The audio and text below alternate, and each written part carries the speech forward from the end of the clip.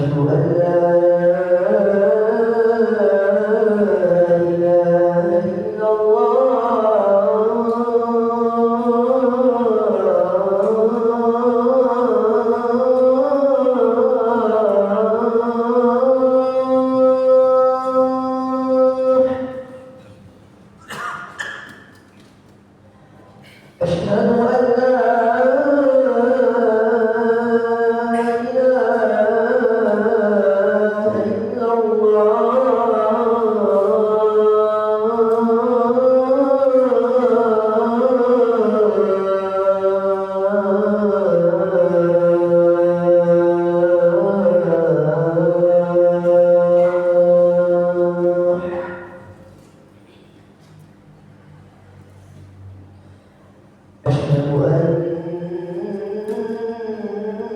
إلا محمدا رسول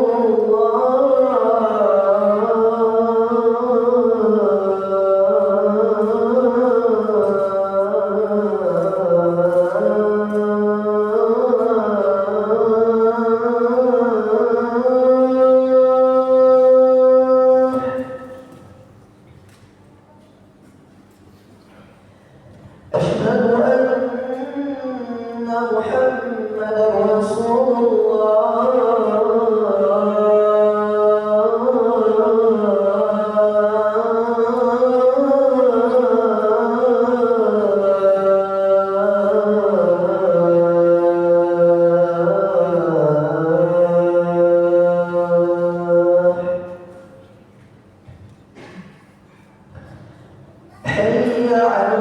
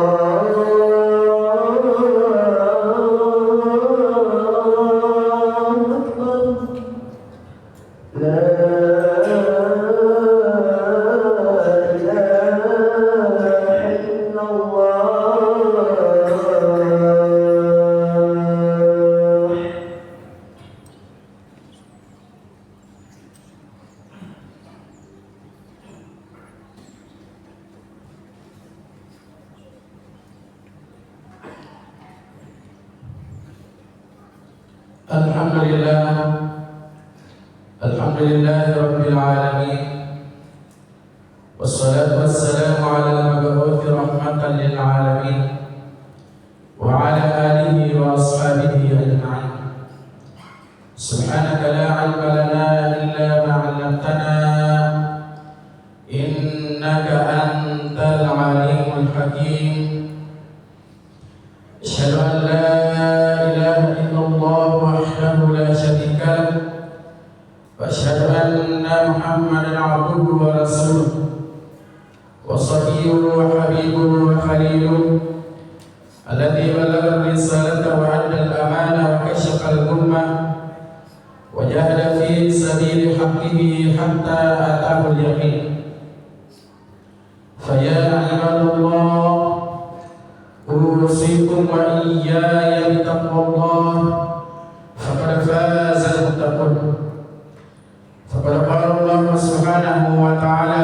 كتابه الكريم وهو أصدق القائلين أعوذ بالله من الشيطان الرجيم يا أيها الذين آمنوا اتقوا الله حق تقاته ولا تموتن إلا وأنتم مسلمون. وقال أيضا أعوذ بالله من الشيطان الرجيم يا أيها الذين آمنوا إنما الخمر والميسر والأنصاب والأزلام رجس من عمل الشيطان فاجتنبوه لعلكم تفلحون. صدق الله العظيم وقد بلغ رسوله النبي الكريم ونحن جميعا على ذلك من الشاهدين والشاكرين. أما بعد. Kaum muslimin sidang jemaah Jumat yang dimuliakan oleh Allah Subhanahu wa taala, tak henti-hentinya kita memanjatkan puja dan puji syukur kita kehadirat Allah Subhanahu wa taala yang senantiasa menyempurnakan nikmat-Nya kepada kita semua.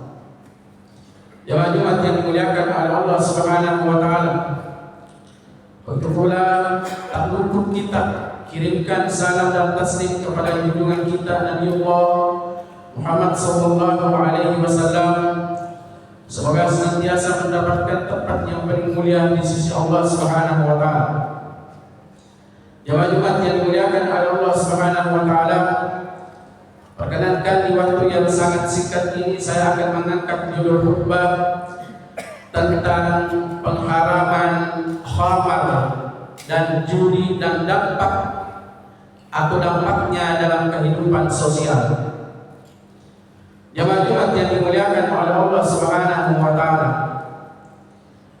kita melihat sekarang atau akhir-akhir ini ada sebuah fenomena dan ancaman bagi generasi muda kita pada khususnya. Maka kita semua perlu menjaga anggota keluarga kita, termasuk diri kita sendiri. Karena ada dua hal atau dua faktor yang bisa mempengaruhi karakter generasi muda kita. Yang pertama adalah lingkungan keluarga. Jika anak muda kita atau generasi muda kita tidak mendapatkan kenyamanan dan ketentraman dalam kehidupan keluarga, maka mereka akan mencari kesenangan dan ketenangan di luar kehidupan keluarga. Yang kedua, jika anak-anak kita tidak diawasi dengan baik, jika generasi muda kita tidak diawasi dengan baik, maka kita khawatirkan akan salah pergaulan ketika berada di luar lingkungan keluarga. Jadi dua lingkungan ini sangat mempengaruhi akhlak kehidupan keluarga kita dan khususnya generasi muda kita. Dan ketika anak-anak kita tidak diawasi dengan baik, ketika anak-anak muda kita salah pergaulan di luar sana, maka ada dua ancaman yang bisa menghancurkan masa depan bahkan kehidupan akhiratnya. Yang pertama adalah khamar dan yang kedua adalah judi. Jemaah Jumat yang dimuliakan oleh Allah Subhanahu wa taala, sebagaimana ayat yang saya bacakan di dalam surah Al-Maidah ayat 90, Allah Subhanahu wa taala berfirman, A'udzu billahi minasyaitonir rajim. Ya ayyuhalladzina amanu innamal khamru wal maisiru ila akhir ayat. Wahai orang-orang yang beriman, sesungguhnya khamar dan sejenisnya dan judi dan sejenisnya. Kemudian lanjutan Allah Subhanahu wa taala dalam ayat tersebut, kata Allah Subhanahu wa taala, itu adalah perbuatan syaitan. Fajtanibuhu la'allakum tuflihun. Maka jauhilah dua daripada yang dilarang oleh Allah Subhanahu wa taala adalah khamar dan judi. La'allakum tuflihun, agar kalian mendapatkan keuntungan. Jemaah Jumat yang dimuliakan oleh Allah Subhanahu wa taala, yang saya akan angkat ini adalah khamar ini atau khamar modern. Dalam hal ini adalah narkoba. Jemaah Jumat yang dimuliakan oleh Allah Subhanahu wa taala, meskipun di dalam Al-Qur'an atau di dalam hadis Nabi sallallahu alaihi wasallam tidak ada dijelaskan secara jelas seperti halnya kejelasan khamar terkait dengan narkoba, akan tetapi ulama kita setelah sepakat tentang keharaman narkoba karena ilahnya sama persis dengan khamar yang dikonsumsi oleh orang-orang. Jemaah Jumat yang dimuliakan oleh Allah Subhanahu wa taala, apa yang dimaksud dengan khamar? Segala sesuatu yang dikonsumsi yang bisa menghalangi akal sehat atau menghalangi fungsi akal sehat kita. Meskipun narkoba atau sejenisnya tidak dikonsumsi dengan cara diminum atau dimakan, akan tetapi ilahnya sama, mengganggu fungsi akal sehat manusia. Meskipun dengan cara menghirup atau mengisap atau dengan cara suntikan, akan tetapi itu sangat mempengaruhi konsentrasi akal sehat seseorang. Itulah kenapa jenis khamar atau jenis narkoba sepakat para ulama mengharamkannya karena ilahnya persis sama dengan khamar yang dikonsumsi oleh sebagian orang. Jemaah Jumat yang dimuliakan oleh Allah Subhanahu wa taala, sekarang anak-anak muda kita yang jauh dari pengawasan yang baik sudah banyak yang terinfeksi sebagai pengguna narkoba. Dan yang kita khawatirkan adalah bukan hanya terhadap dirinya sendiri. Coba kita lihat jemaah Jumat yang dimuliakan oleh Allah Subhanahu wa taala, dampak daripada kecanduan daripada narkoba. Yang pertama adalah bisa mempengaruhi kesehatan tubuh seseorang. Di samping itu bisa mempengaruhi konsentrasi akal sehat seseorang, bisa membahayakan kehidupan dirinya dan bisa membahayakan kehidupan orang-orang yang ada di sekitarnya. Ada beberapa kasus yang kita dapatkan jemaah Jumat yang dimuliakan oleh Allah Subhanahu wa taala. Mereka berkendara setelah pesta narkoba ternyata menabrak orang lain. Ini adalah salah satu dampak negatif daripada apa yang telah diharapkan oleh Allah Subhanahu wa taala. Kemudian yang kedua adalah judi. Jemaah Jumat yang dimuliakan oleh Allah Subhanahu wa taala, keharaman judi sama persis dengan diharamkannya khamar karena dampak negatifnya dan kerusakannya di tengah-tengah masyarakat. Jemaah Jumat yang dimuliakan oleh Allah Subhanahu wa taala, apa kata Allah di dalam Al-Qur'an surah Al-Baqarah ayat 219? A'udzu billahi minasyaitonir rajim. Yas'alunaka 'anil khamri wal maisir qul fihima ithmun kabirun wa manafi'u lin-nasi wa ithmuhuma akbaru min naf'ihima. Wahai Muhammad, umatmu akan bertanya kepadamu tentang khamar dan judi. Katakanlah bahwa ada manfaatnya, akan tetapi mudaratnya jauh lebih besar daripada manfaat. Jemaah Jumat yang dimuliakan oleh Allah Subhanahu wa taala, sekarang kita melihat ada virus tentang judi online, dan ini sangat mudah diakses oleh siapapun pengguna media sosial. Maka ketika kita salah pengawasan atau tidak mengawasi generasi muda kita, maka kehidupan dunianya akan terancam ketika salah pergaulan di luar sana. Dan sudah banyak kasus terkait dengan judi online. Ada 3 hal yang akan dibunuh oleh judi online. Yang pertama adalah akan membunuh karakter pekerja keras seseorang. Karena orang yang kecanduan dengan judi online akan menjadi malas bekerja, karena ada yang dia harapkan imbalan yang besar dengan pekerjaan yang sangat sederhana. Yang kedua adalah akan membunuh ekonomi. Tidak ada orang yang bisa mendapatkan kemenangan dan keuntungan dari judi online kecuali bandar judi. Yang ketiga adalah akan membunuh jiwa seseorang. Ketika seseorang sudah kecanduan dengan judi online, habis hartanya, maka dia akan depresi, maka dia akan mencuri, dia akan merampas. Ketika tidak ada yang dia bisa dapatkan, maka dia akan bunuh diri. Jamaah Jumat yang dimuliakan oleh Allah Subhanahu wa taala. Nah, mari kita melihat maqasid syariah atau tujuan diturunkannya syariat ada 5. Yang pertama adalah menjaga agama. Yang kedua adalah menjaga jiwa. Yang ketiga adalah menjaga akal. Yang keempat adalah menjaga keturunan. Yang kelima adalah menjaga harta. Nah, kita melihat posisi menjaga akal persis di tengah-tengah dari 5 tujuan diturunkannya syariat. Kenapa? Karena akal merupakan sentral kehidupan seseorang. Jika akal seseorang hilang atau terganggu, maka 5 hal tujuan diturunkannya syariat ini akan amburadul atau akan hancur. Jamaah Jumat yang dimuliakan oleh Allah Subhanahu wa taala. Ketika 2 hal larangan yang telah diharamkan oleh Allah Subhanahu wa taala dilanggar, maka 5 tujuan diturunkannya syariat akan hancur. Jamaah Jumat yang dimuliakan oleh Allah Subhanahu wa taala, kita melihat kalau ada orang yang kecanduan dengan narkoba, ada orang yang kecanduan dengan judi, maka dia bisa menjual agamanya. Kenapa? Orang yang kecanduan dengan judi akan mengalami kemiskinan. Apa kata Nabi Shallallahu Alaihi Wasallam dalam sebuah hadis? Sebagaimana potongan hadis dari Nabi Shallallahu Alaihi Wasallam, al-faqru aqrabu minal kufr. Kefakiran itu sangat dekat dengan kekufuran. Jika ada orang yang sangat fakir, sangat miskin dan akidahnya lemah, maka dia bisa jual agamanya dan bisa menjual akidahnya.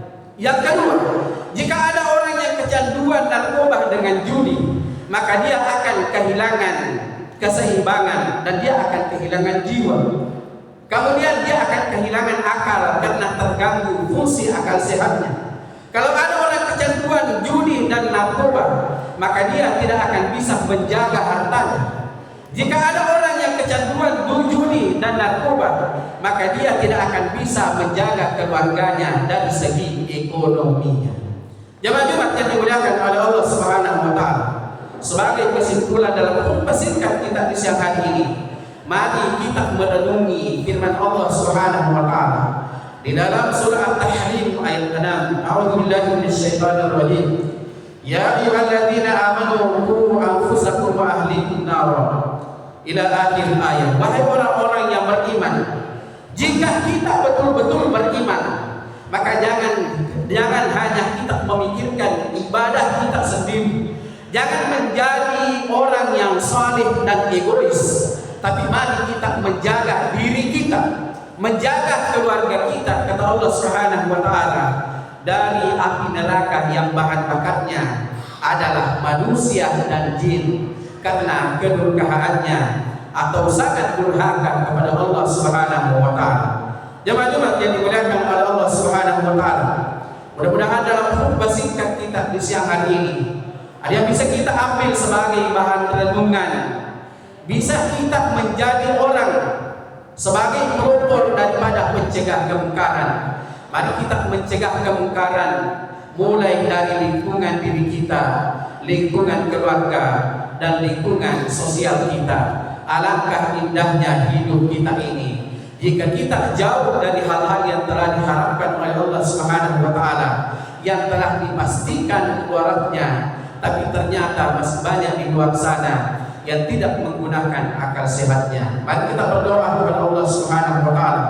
Mudah-mudahan di hari yang penuh berkah ini, doa-doa kita diangkat oleh Allah Subhanahu wa taala dan kita dihindarkan dari malapetaka, bencana dan musibah yang Allah akan turunkan disebabkan perilaku dosa-dosa yang dilakukan oleh umat manusia. Barakallahu li wa lakum fil Qur'anil azim wa nafa'ani wa iyyakum bima fihi minal ayati wa dzikril hakim wa taqabbal minni wa minkum tilawatahu innahu huwal ghafurur rahim. Udallaha wa antum mu'minuna bil ijabah.